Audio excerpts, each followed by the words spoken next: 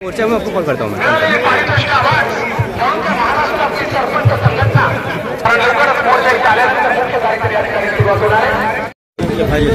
मित्रांनो, हे दृश्य जे आहे डॉक्टर बाबासाहेब आंबेडकर चौक बीड या ठिकाणचं आहे आणि आजच्या मोर्चासाठी लोक जे आहेत या ठिकाणी एकत्रित येत आहेत आणि याच ठिकाणाहून जो आहे मोर्चा निघणार आहे। मित्रांनो, पाहू शकता या ठिकाणी फक्त बीड जिल्ह्यातूनच नाही तर वेगवेगळ्या जे आहे जिल्ह्यातून पूर्ण महाराष्ट्रातून लोक या ठिकाणी न्यायासाठी एकत्रित झाले आहेत। सरपंच संतोष देशमुख यांना न्याय मिळाला पाहिजे। वाल्मिक कराड यांच्या आर्थिक व्यवहार व संपत्तीची ईडी मार्फत चौकशी करण्यात यावी। संतोष देशमुख यांच्या हत्येमागे वाल्मिक कराडला हत्येच्या गुन्ह्यात आरोपी फाशी देण्यात यावी।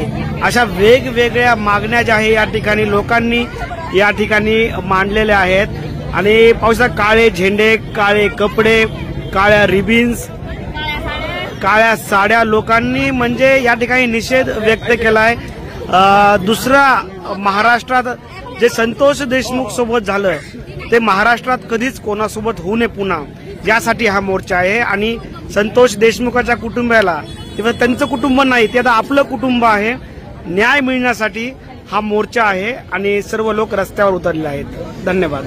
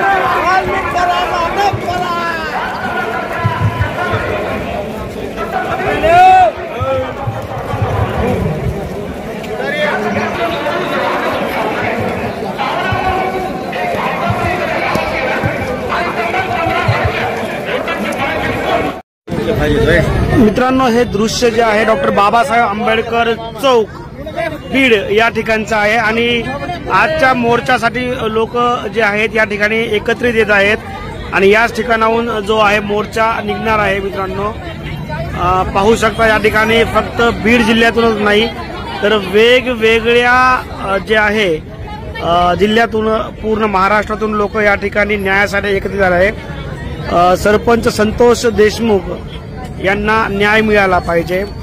वाल्मिक कराड यांच्या आर्थिक व्यवहार व संपत्तीची ईडी मार्फत चौकशी करण्यात यावी।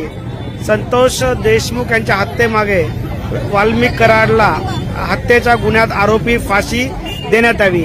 अशा वेगवेगळ्या मागण्या ज्या आहे या ठिकाणी लोकांनी या ठिकाणी मांडलेल्या आहेत आणि पावसा काळे झेंडे, काळे कपडे, काळ्या रिबिन्स, काळ्या साड्या लोकांनी म्हणजे या ठिकाणी निषेध व्यक्त केलाय।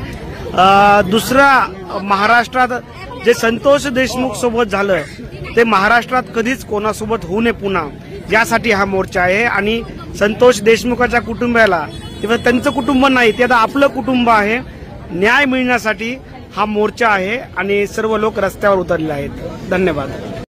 या ठिकाणी मराठा समाजाच्या वतीने अजितदादा पवार साहेब तुम्हाला शपथ देतो, तमाम जनतेची भावना आहे की मी आपलो आणि त्याचबरोबर या घटनेचे जे मास्टर माइंड आहेत वाल्मिक कराडला 302च्या गुन्ह्यामध्ये 6 आरोपी करून अटक केली पाहिजे। सर्वांच्या वतीनं मी आपल्याला विनंती करतो, या आरोपींना हे जे फाशीचं चिन्ह दाखवलं आहे